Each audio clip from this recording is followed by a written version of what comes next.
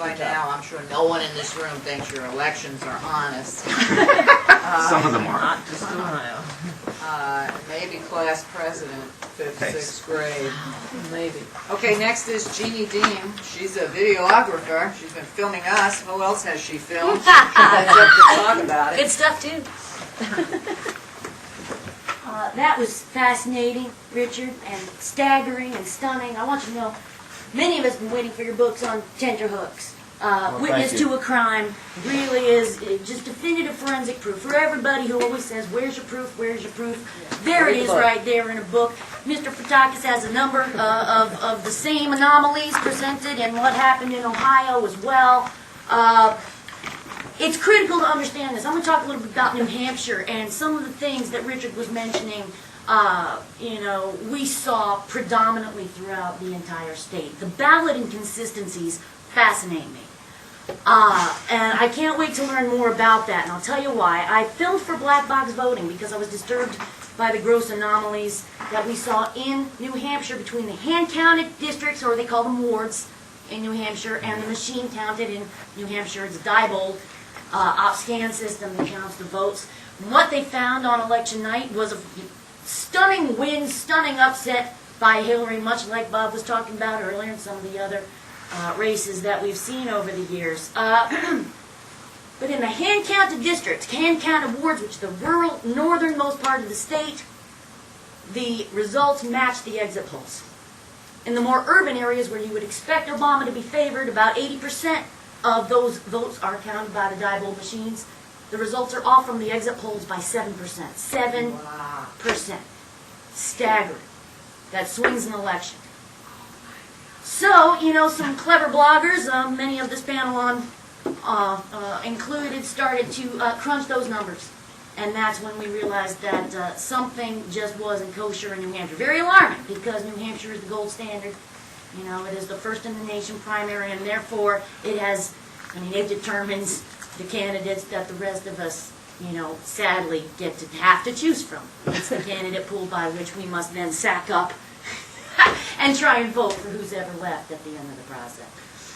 I wanted to start by saying, because Richard's talk was so overwhelming, when I found out he was going to be speaking here, I looked into his website and started to do some research, and it's just mind-blowing. On my first day on the ground, I filmed a Republican recount. We had 2 recounts, as you may or may not know. It was a very savvy group, and we were crossing over a lot in some of the issues that we brought up at the last conference. But I was there for just pretty much 2 days, and what I was there to do was essentially about 60% of the ballots counted in New Hampshire on his behalf. Right after that, the Republican recount took over. Bev Harris, amazing Bev Harris of Black Box Voting, wanted to get on the ground in New Hampshire. She was asking for videographers because we needed to follow the chain of custody. We needed to know that the ballots were arriving at the state archive building, so we found them, and what we found is just dropping. It is a horror story that I can't describe. And I'll go into, briefly, but really is go to YouTube. I read it all over. The video we compiled. I'm so proud of it. I really believe that video is, every conviction we've gotten, correct me if is due to getting bad behavior from elected officials. And one day I was the first day of the first day chain of custody. My second day I did the recount. That I filmed 4 hours. They were non-random ballots without pigmentation, and every single one. Most one I can't. And you might remember if you followed the recount at all, that was because the numbers had been pre-adjusted. We couldn't understand that. So when you go to recount, you got negative vote totals, which means to us, it's not the same thing that I got on under votes and we don't know who, we don't know what the voters in this case, it's inflated vote totals. Inflated that wouldn't have ever gone if it for a they had to get all their ducks in a row pretty. I was wondering from, little Sarasota, Florida, watching, none of this was being reported on mainstream media. And that was hair-raising, cuckoo, bizarro world. Parties all over themselves about how they could been so wrong. They come out, by the way, what ends up being a just a point margin of victory. This was absolutely staggering to me. So, all right, this whole day of anomalies is presented. This Manchester Ward 5 with the inflated vote totals means that they now have to go back and subtract vote totals from the original election night results before the recount even starts. Isn't that strange? So we were all curious. And the numbers, you guys, and I have the video up on the internet with just the numbers from each candidate, with little music about how funky and wonky everything is. It's a Manchester Ward 5 video, and you can find it. You can find it at YouTube.com, and then backslash it and Jeannie Dean. And I've got the whole playlist of everything from New Hampshire in one place. You can even forward it to anybody you want. All the time. Yeah. Forward slash. Forward slash, right. It'll automatically. Or you can just go to YouTube and type in Jeannie Dean in the search field, and all of these videos, my channel should come up. But I specifically put all the New Hampshire video to evidence that we have together. Deb's videos, which are phenomenal. And she's done a great job. They're not too dry. They're not a lot of stats. She's done a great job with the chain of custody. Chain of custody, by the way, which is one of the many violations, and this is where it just gets we're so freaky you can't believe your eyes, is that, New Hampshire state law says that the ballots have to be transported under the supervision by a state trooper. They're supposed to be delivered by a state trooper. No, okay, that's not the case. Not only are they not delivered by a state trooper, they're picked up and driven all around the state by two state employees called Butch and Hoppy. And Butch and Hoppy are incredibly nefarious little creatures. They didn't want to be filmed. They didn't want to be followed. We, in fact, would set up caravans of cars chasing them throughout the rural New Hampshire countryside, right? And they would, of course, try to speed, try to lose us. We've got them speeding through school zones. We have them, outmaneuvering us. Thank you. In every way, shape, every way you can possibly imagine. So that was what we filmed the first day, and what the videos will show you, if you watch them, in sequence, is the Butch and Hoppy chase. I know it sounds like a lovely childhood story about a boy and his rabbit, but not at all. Not at all. Go a step beyond that, and you realize that New Hampshire will having this beautiful front of the house, and I want to mention that the most beautiful front of the house procedure in terms of their hand counts. Oh my goodness! As Marge mentioned, I'm from Sarasota, Florida, where we have nothing to recount. So to walk into a room where I'm watching humans taking ballots, counting them as they go, and it's fascinating. It's two counters to one observer. And it is so doable, and it was so possible. My eyes welled up with tears. It was like looking at a unicorn. So the Man 5 video is absolutely stunning. You'll see the numbers. Hillary loses 69 votes. I believe McCain comes in at 17 have been subtracted from Romney. The state comes up with this ridiculous explanation, which we could have been right, but we of course found out that it wasn't. They're claiming, guess what? Poll worker confusion. The poll workers, trained poll workers, were so confused about how the Diebold tabulator either printed out the tallies or sorted the ballots that they just misreported these totals. So now they over-reported their totals. They added the presidential, and New Hampshire can vote for vice president. I know that's weird, that struck me as odd too. But they added the vice presidential total together with the presidential totals, and as a result, we have to now subtract these votes. Well, here's the interesting thing about that. Election night, you get over to the Manchester Union Leader, which Bob mentioned earlier, conservative local paper, and their election night results are almost exactly to the letter the same as the hand count result. So something happened between the possession of the town moderators, who, by the way, have told us that those numbers aren't necessarily the numbers. We've done FOIA requests. We've gotten them back. There are numbers that are adjusted. The alleged forgeries that Richard was talking about, all through the paperwork. And again, all of this is at Black Box Voting. I just wanted to get that in there, too. blackboxvoting.org. You can find much more information on it there. Yeah. And the video again will speak for itself. Yeah. All right. Thank you. Thank you. Thank you. Thank you so much.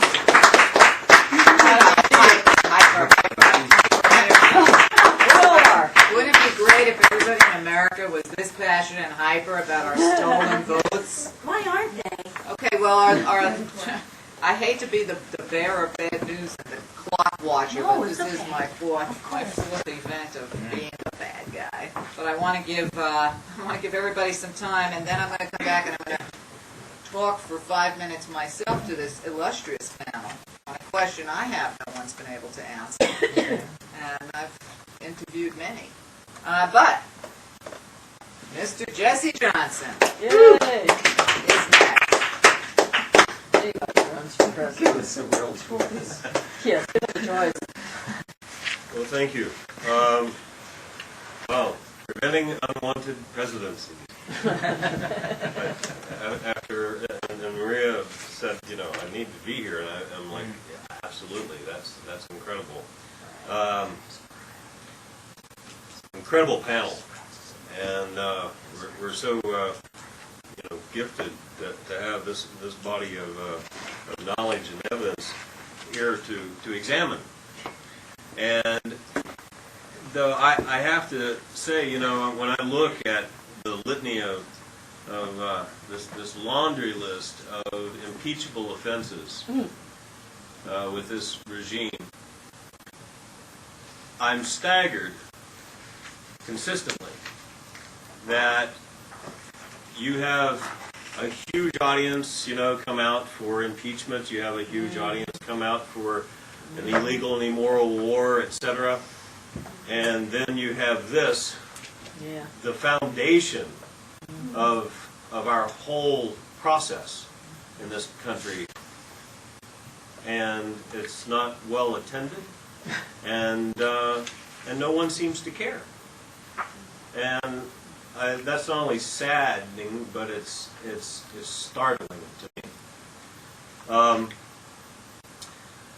I could not begin to speak as eloquently as these folks have about that aspect of preventing unwanted presidencies. But I can speak to some other things. Of course, Bob is. I know Bob has run for a high office, and I'm not sure about the others. But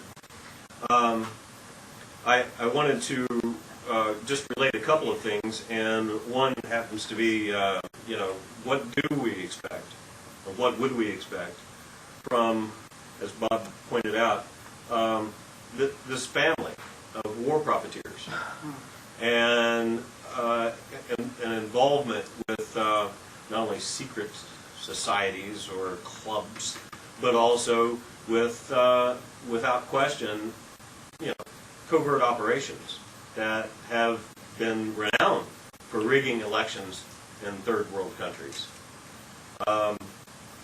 And having the audacity to bring that home.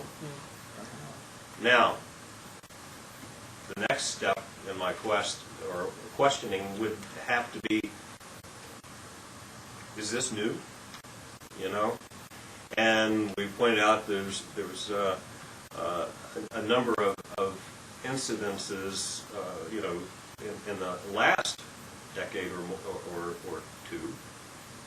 But then I also have to question 72, you know, and I question further back, and we all know, if we read our history, you know, that there was an election in 1876, you know, that was just as thrown as these are. So then I start questioning, you know, the process. Well, I always say that, you know, we vote all the time. Every time we pull $1 out of our pocket and spend it on something, really, we're voting. Every time we go and we associate ourselves with a political party, we're voting. These are stances that we take. And I tend to agree with Senator Gravel that, you know, the one time that we sort of abdicate our sovereignty is when we go in on election day and cast a vote for a representative to represent us instead of us actually being the sovereign.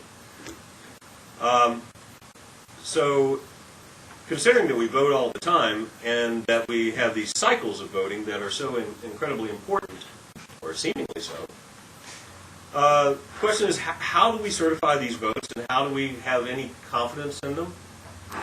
How do we have any confidence in the leaders that we allow to assume office? And so, you know, I like the idea of paper ballots, but I believe that there's, you know, precedents to show that that can be tampered with as well and adjusted. So I tend, coming from a long line of law officers and also having been a first responder myself at one time in my life, you know, I look at, when I see something that is in dire stress, you know, I think, how can I help? You know, triage. How do you stop the bleeding, so to speak? And I know that we, after the American Votes Act in 2002, passed by, you know, both sides of the same corporate bird, you know, put more than 80% of our votes in this country in the hands of primarily two companies, Diebold and ES&S, which I believe are owned by two brothers. Yeah. Pledged, you know, often to the Bush family, etc., and built on the credibility that these, you know, that these guys can make these machines and get them out, which I don't, in almost every case that I know of, they did not get them out on purpose. The ones that showed up were often faulty, etc., showing up at the Secretary of State's or Board of Elections offices, and built by various means. Their credibility was based on the fact that they also make ATMs, right? And People, right? so With a paper ballot. yes, Paper thing. yes, where you have usually a carbon copied receipt. You know, you have two receipts, two paper receipts that come out of that.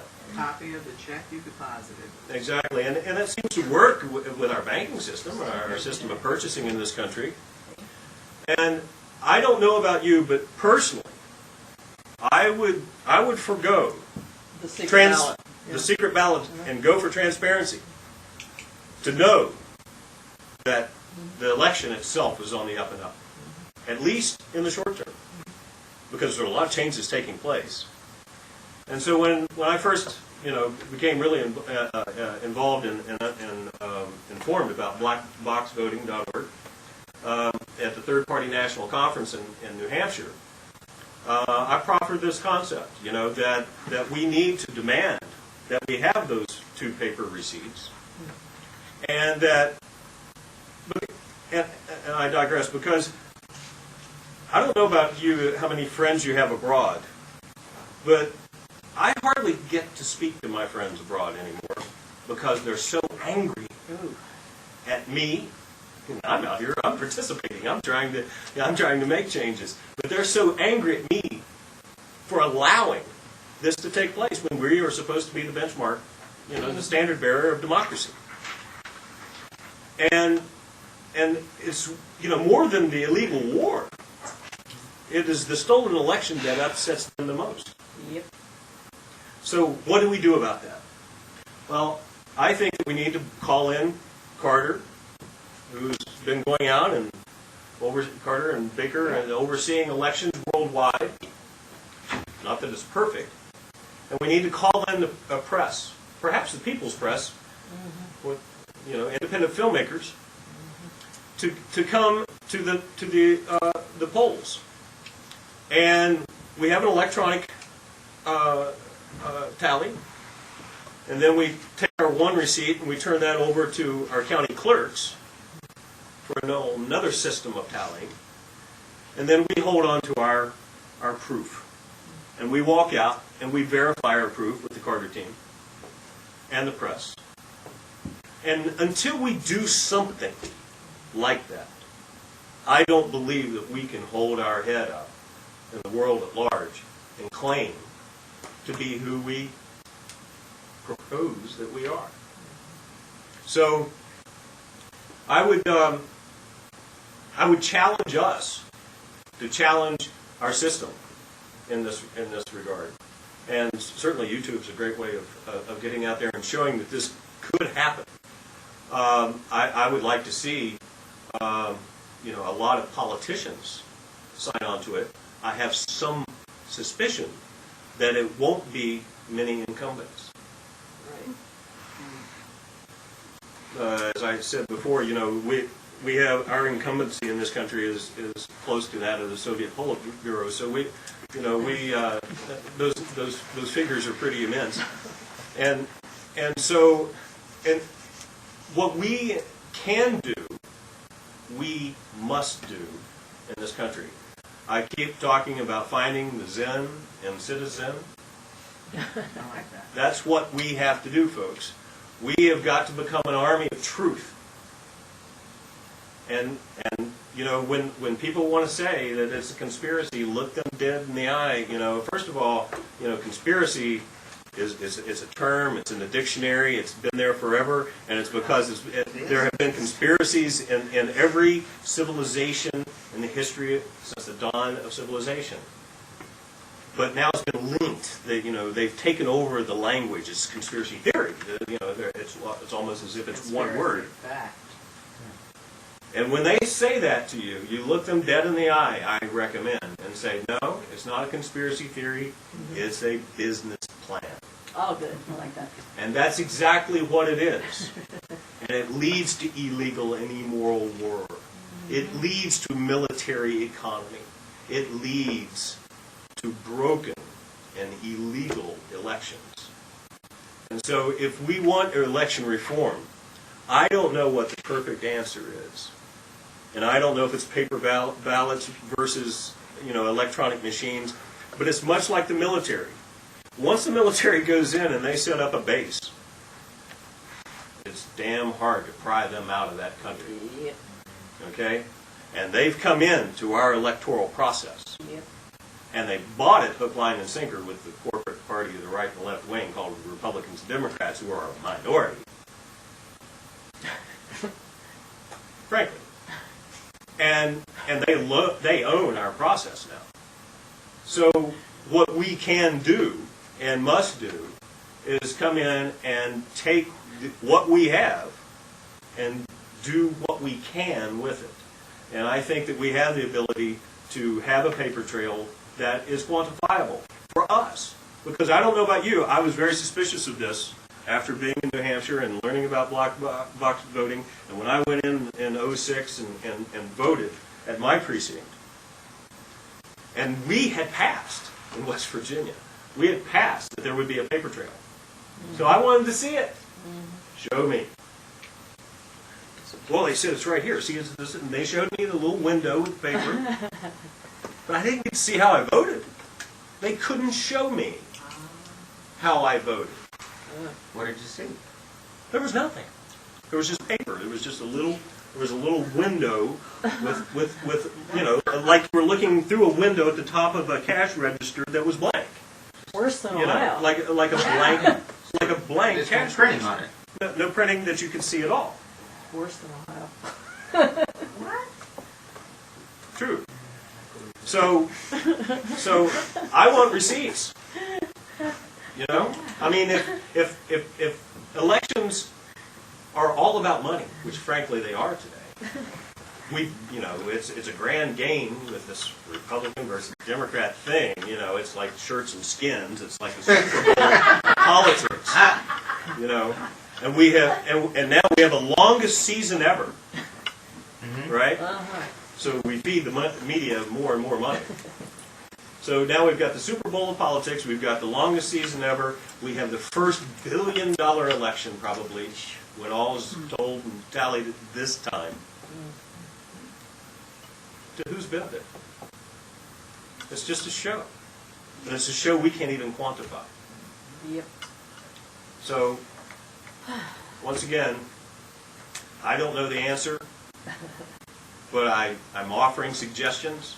And to me, running for office is about the confluence of ideas to be brought before the public.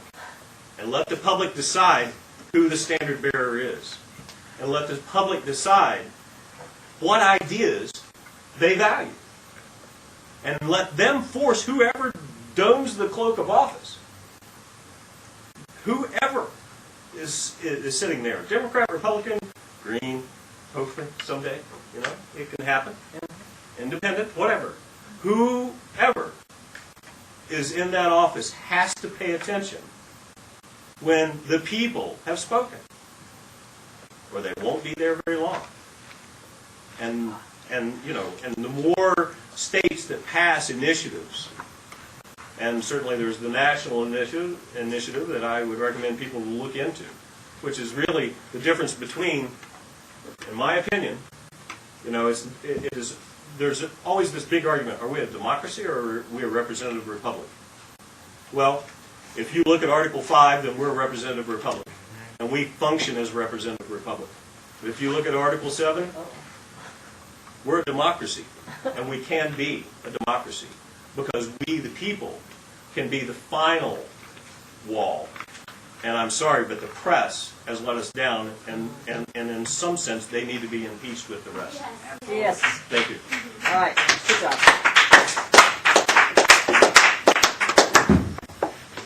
Okay, I believe in conspiracy for sure.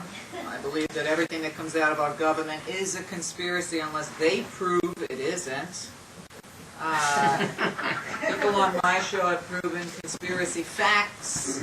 Anybody that goes to court and gets convicted of a conspiracy to commit this, conspiracy to commit that. So conspiracy is real. I've covered the stolen elections forever. It seems like forever. After 2000, everybody I know in Europe was going nuts saying, why aren't Americans out in the street revolting by the millions? Okay.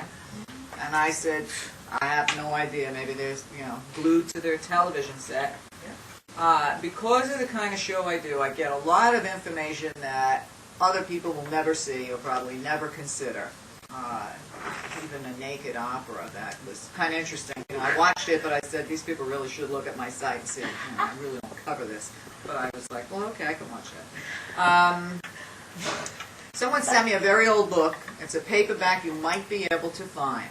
The name of the book is very simple. It's David. And it's a book all about David Rockefeller.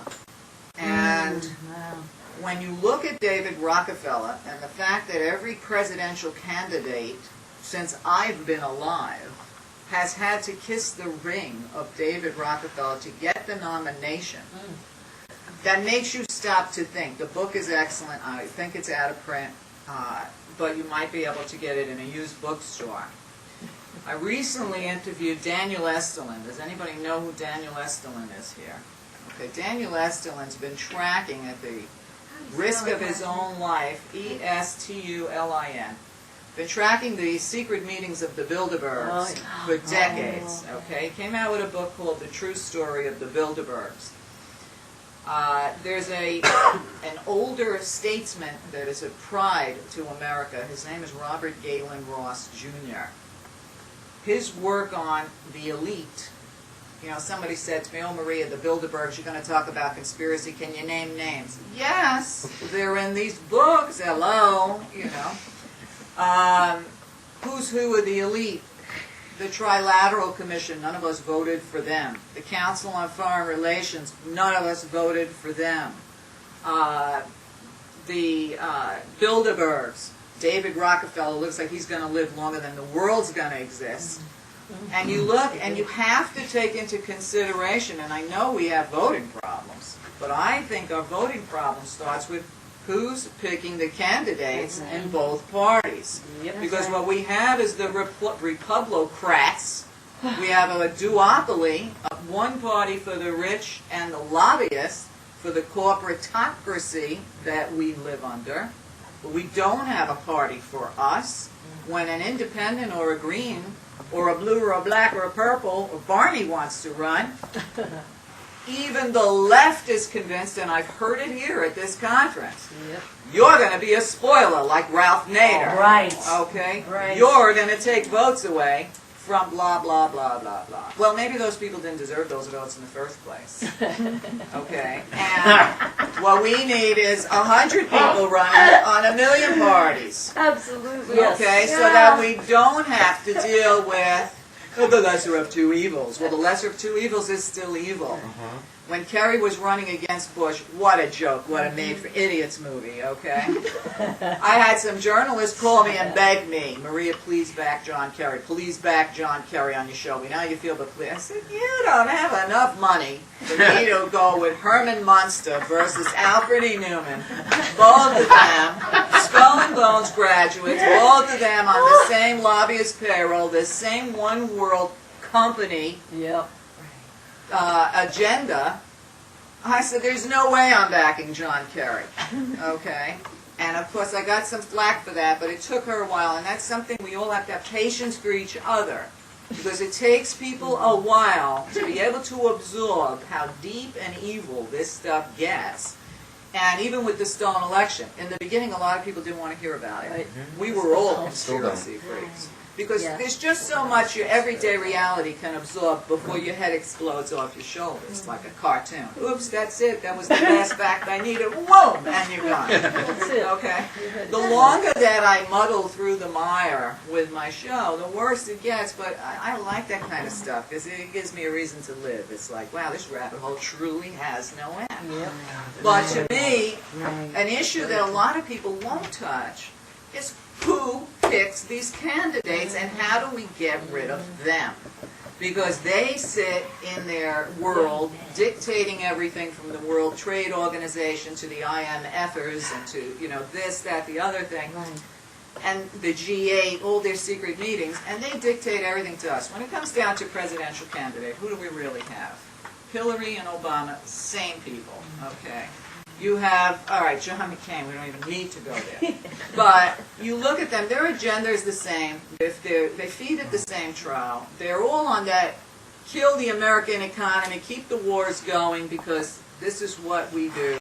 And yeah, we're going to pretend we're listening to you, but we're really not. But oh, look, we're going to make it pretty, you know. And I tell people, you know, well, who are you going to vote for, they say to me. And I say, well, okay, let's look at it.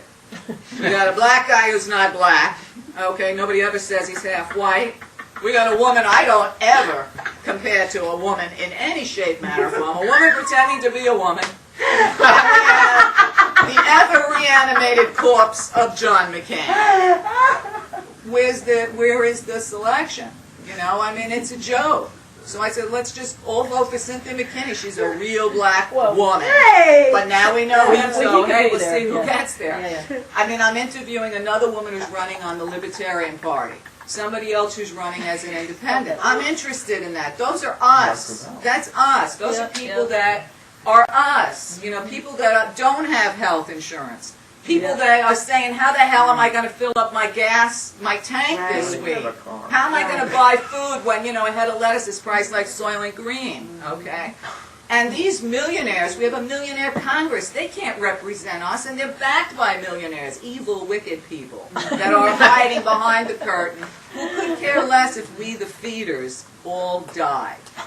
So unless we change the system from the top down and call these people out, I mean, think about it. We have 6.5 billion people on Earth, ruled by an estimate. Some people have estimated 20,000. There's something wrong with that picture. And we're all going to become a slave planet if we don't attack, you know, this is like one big snake, a two-headed snake. And if we don't attack the snake at the head, they don't really care how much we march around its little tail, because they know whenever they rattle, the fear rattle, you know, with terror and fear, everybody's going to go running and hiding. So this is something to think about. You may think it's a stretch. You may say, Maria's just a conspiracy freak. Years ago, when people approached me with this information, I said, these people are crazy. I don't even want to talk to them. You're crazy. But the more I read, the more I learn, and the more real Americans, to me, everybody here, we are the new revolutionaries. Yes. You know, and the founding fathers didn't sit back and say, well, let me write a petition to the king. They said, I'm going to trash this town, and I'm trashing you with it because this sucks, and I'd rather die than live under that. Ooh. And that's where we need to come. We've got to have that kind of passion. We've got to say, we got to do everything we can to get him elected. The machines are set to flip the damn repub. Let's put a green in and make it a landslide. The machines, they don't even worry about them. They won't be Okay. programmed to deal with it. Exactly. That's right. That's right. So what we have to do is we have to be a fox smarter than this two-headed snake and let the snake devour itself, and it will. And that's just my thought on that. Oh man. Anybody have any ideas, suggestions, questions? I'm open. Yes, I have a two-part question for Bob Petrakis. First part, 2004 election, the results are in. John Kerry had a legal team ready in Ohio, elsewhere. Oh, yeah. They didn't go forward. I'd like your informed speculation or insider knowledge as to why. Secondly, you did go forward. You're a lawyer along with Cliff Artebeck, who you made reference to. There's a federal court case pending right now. The judge is not a member of the Federalist Society, I guess appointed by Bill Clinton. And you're expecting to get some sort of determination to make something public before this November's election, maybe some dramatic information about more on how the election was stolen in Ohio, maybe elsewhere in the country in 2004. That's my question. But the first one is, I mean, part of the notion that, there's this huge team of election people in Ohio. Kerry had about 3,000 lawyers there. Part of the problem is the Republicans had a ton of money and had a lot of real operatives and real lawyers. Kerry people, like the Obama people, they say it's like probate lawyers from Connecticut. But the worst case scenario is that his lawyer, Mr. Hofheimer, which some people may know, he actually was literally a probate and estate lawyer who worked for a law firm called Taft Stentinius of the Taft family, who founded Skull and Bones. Yeah. So Kerry's key lawyer in the state works for Bob Camp's family law firm. No one had ever heard of him. He apparently had given a big donation to the Democratic Party and to John Kerry. That seemed to be his qualification. So when Hofheimer, when everyone, he's like, who is this guy? I mean, no one's heard of him. He works for the Taft family law firm. I mean, it really, it makes you think, well, Skull and Bones, this is a little odd. Now, the reports, I don't want to say exactly, but one of the local attorneys who actually did real law for John Kerry. There was a meeting. I mean, John Edwards. Think about what we know, how we piece this together. Kerry's initial impulse is to fight, right? John Edwards wants to fight. They're going to camp out. There's 248,000 uncounted votes. Richard was talking about this fact in the other session. 93,000 are so-called machine rejected. The Diebold Opti scans are wrongly calibrated and are spitting out machines in the inner city of Toledo that haven't been counted to this day. Spitting out these ballots. Votes for Kerry most likely. They have a meeting. It's a knockdown, drag-out. Bob Shrum's there and the insider. And they essentially give Kerry the pitch. You're not going to be viable. It's a sore loser myth. If you do this, you're calling the American system into question. Edwards wanted to, right? Worse than that, think about Bob Woodward's book. James Carville called his wife in the White House, Mary Matlin, James Carville, a Clinton operative who, to this day wants Hillary Clinton to win in 2008, called the White House and squealed. That's not what Woodward says, but squealed that on Kerry and Edwards that they were planning to contest in Ohio. And at that point, in the middle of the night, a whole notion erupted. J. Kenneth Blackwell, by the way, who worked for Bush Sr., human rights UN representative, and of course also worked for the Federal Election Commission as a panel advisor under Bush Jr. So they go into high gear. Suddenly, Blackwell's appear. There's not enough votes there. There's not enough votes there. You're having weird press conferences at 2 and 3 in the morning with Andrew Card, and there's this full court press by the media aiding and abetting it to get John Kerry to concede. Now at the time, Kerry's down by an estimated almost 139,000 votes, right? Now, but that includes the notorious Fish and Loafs precinct, Gahanna Ward 1B, precinct B in Gahanna, where lo and behold, 638 people had cast votes, and the president, they end up Bush ends up with like 4,255 votes.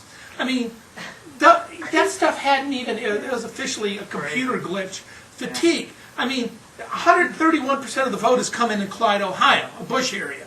124 in one county, Perry County, 120 in another county. I mean, they're clearly stacking the votes. Just not the recount, but just during the certification, Bush loses about 20,000 votes. Kerry picks up a few, but Bush actually goes from 139,000 to about 100.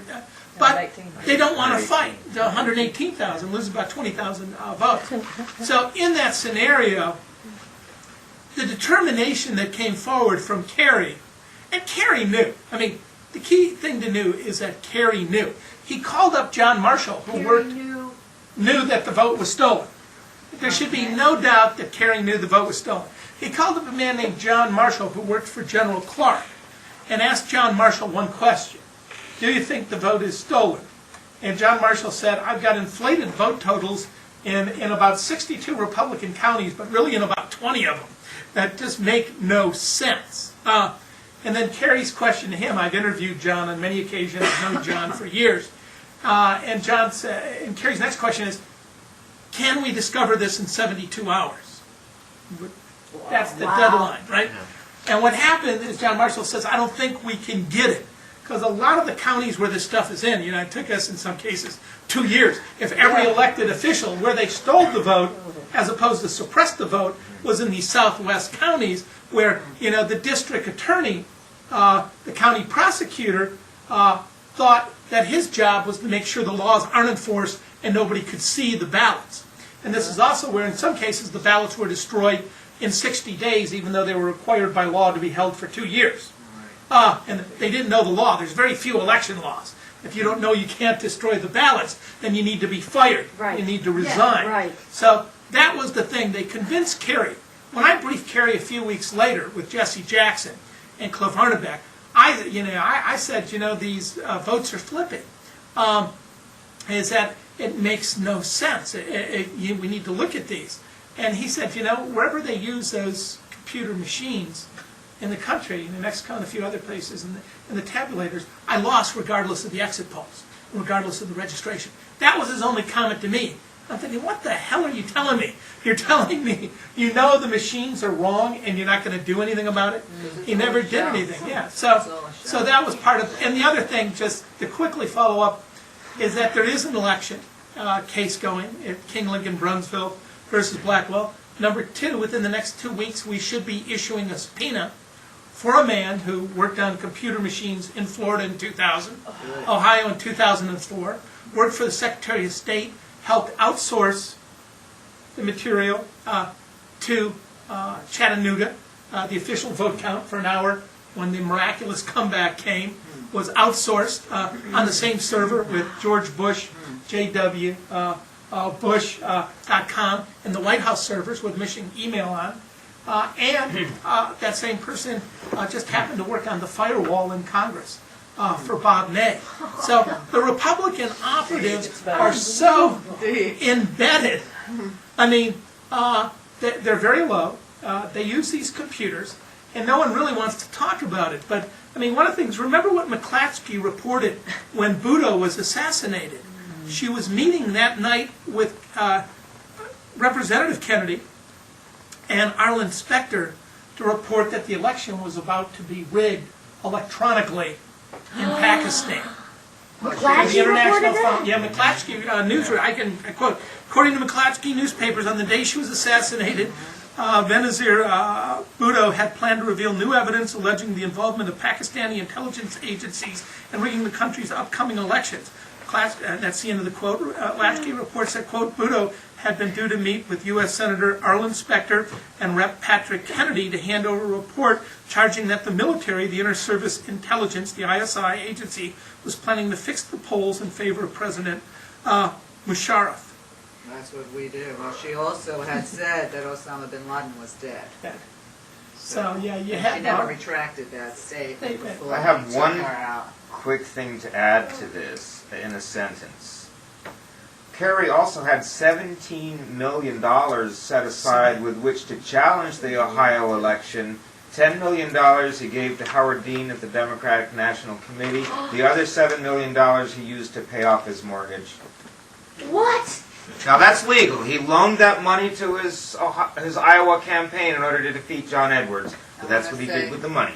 I want to say thank you to the panel, and if you guys want to keep Thank you, talking, yeah. you can, but I know some of you are on time for whatever else, so there you go. Go ahead, Jesse. I just want to add one little thing that I find fascinating that Greg Pallas just came up with, and that is, if you look at the margins in that election, you look at the margins in 2000, et cetera, and there are on average about 3 to 3.5 million uncounted votes in this country.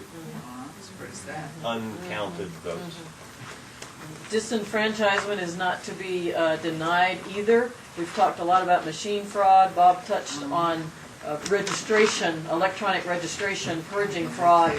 But there are just ordinary things to do it. It's called ID laws, ordinary ways. Thank you, panel. well, they Thank you don't both. play. I imagine Thank they're you, going to try and thank you. censor.